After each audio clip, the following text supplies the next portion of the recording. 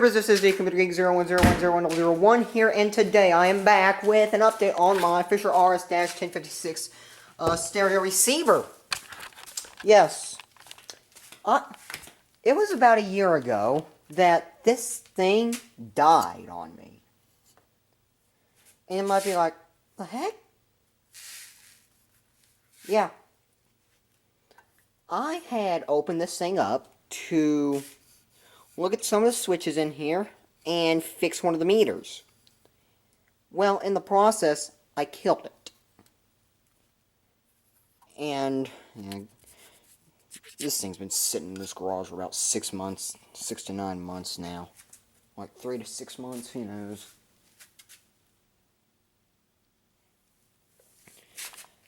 And yes, before you ask, that corn bag over there, the green thing is completely infested with maggots. Yeah. Anyways, yeah, I killed it.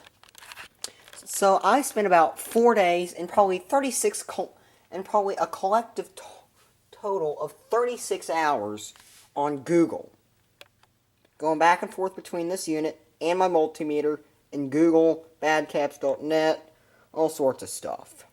Figuring out why in the living heck this thing will not power on. I mean, the thing seemed totally lifeless. The lights would not come on, and I wasn't hearing the relay on the protection board. This relay, I wasn't hearing that relay click. Trying to make sure nothing creatively shorts against anything. Yeah. Working on electronics like this in a garage can be so fun, right? I'm going to short out on the case of the power transformer. I already got to add ground to this unit as well. Anyways, yeah. And I eventually came to the conclusion that these two fuses blew at the exact same time. And then it was up to me to figure out why in the living heck did those fuses blow. So another 36 collective hours, Googling, testing, and everything like that. And I eventually came to the conclusion that these fuses just blew themselves. I mean, it's like, you ever had something just stop working for no particular reason? Like a part fail for no particular reason, and everything that's a load to the affected part tests out fine? Yeah. If you haven't, well, it can be very difficult to troubleshoot. Hold on. Okay, I'm back. I just found something out. This unit is probably the very first run of these units from 1978/1979. You probably can't read that, but this is serial number 14209. Okay, never. I thought that said T4209. But anyways, yeah, still a pretty low serial number for these units. So yeah, this was probably made in '79. Anyways, on my working with this unit, I had replaced the light cable. I replaced one of the main wire going to the lights, since I had broken the end off of this, broken the original wire off of this. And I kind of made a splice connection up here. It's tucked away in the main wiring of the unit. I may eventually rerun that entire wire, but judging on how complex all this wiring is, that may not happen for another 40 years. I mean, this, yeah, Yoda. Oh, anyways, yeah. So, I knew the risk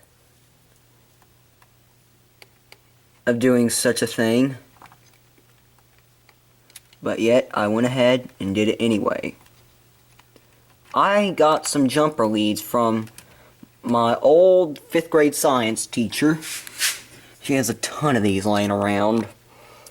And I took the I took the red and white jumper leads and jumped them across the two fuses that I knew went to this protection board and the tuner module, or these.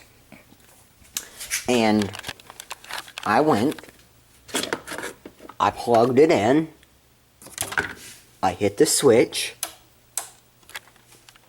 and I was so excited whenever this relay went click. I swear, I probably flipped that switch 150 times just because I was so excited that this relay was working. But the lights wouldn't work. I was like, why are the lights not working? And today, I come up with a suspicion that the fuse for the lights just burned out. I mean, all the lights are fine. So today, I go grab another jumper lead, and I very carefully jump across the fuse for the lights. Let me unplug this power strip. Plug in my unit. And looky there, the lights freaking work.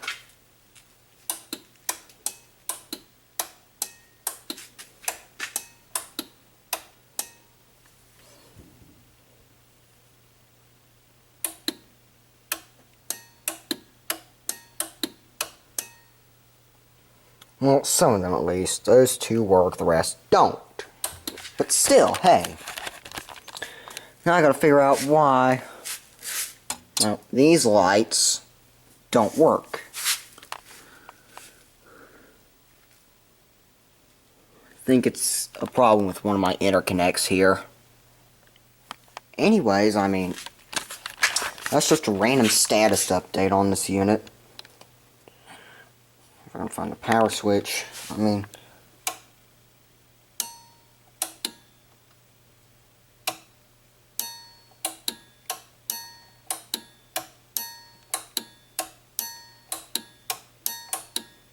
yeah. I think the light's even dim in the garage.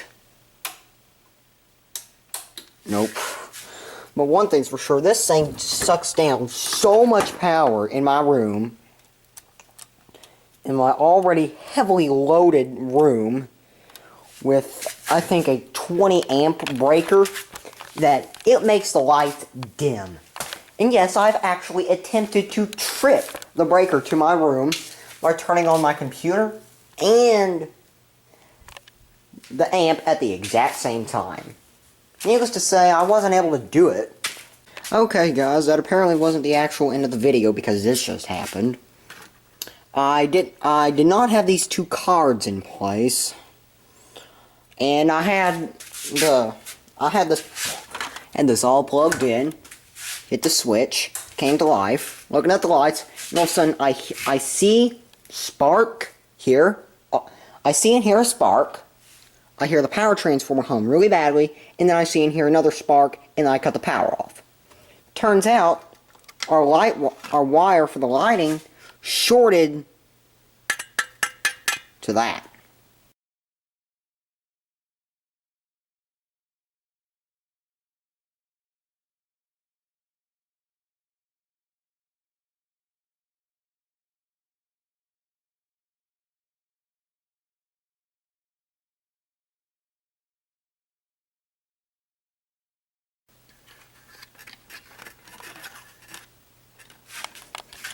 Check to make sure I didn't pop our mains fuse.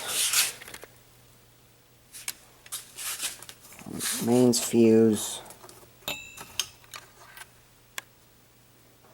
Nope. Fortunately, it's a slow blow. I have it in crooked.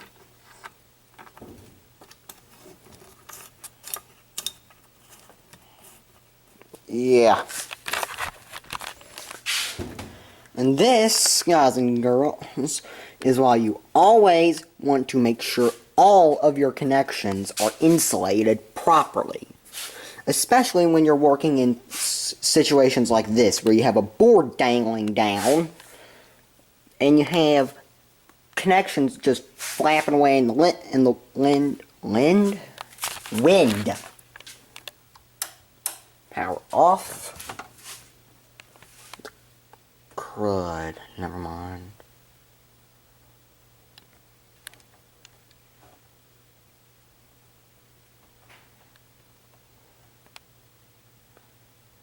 Nice plug here. Go ahead.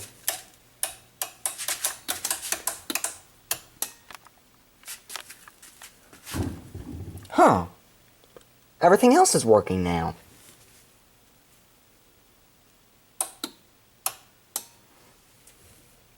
That's weird. Huh. See if I can't get some speakers hooked up to this. So freaking ecstatic right now. It lives!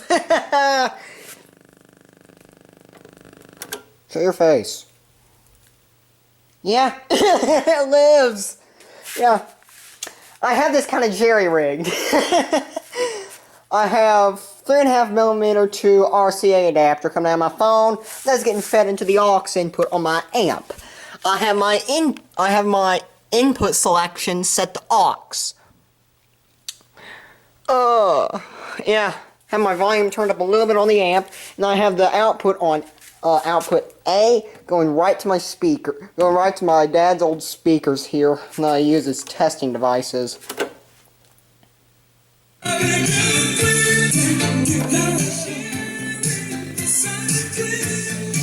It's coming right out of the amp.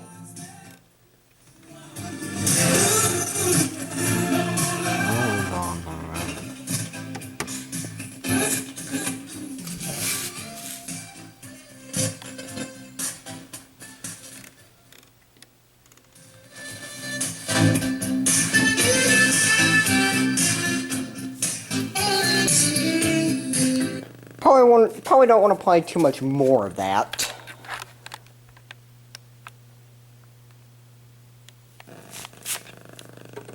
Interference with my phone. But yeah, it lives. Looks like a hack job over here. I'm gonna get some wires soldered across these fuses. Yes, I know the risks. I'm gonna get this thing thrown back together. Get this thing put back in service in my room. And off to eBay we go for some fuses. Yeah, it lives!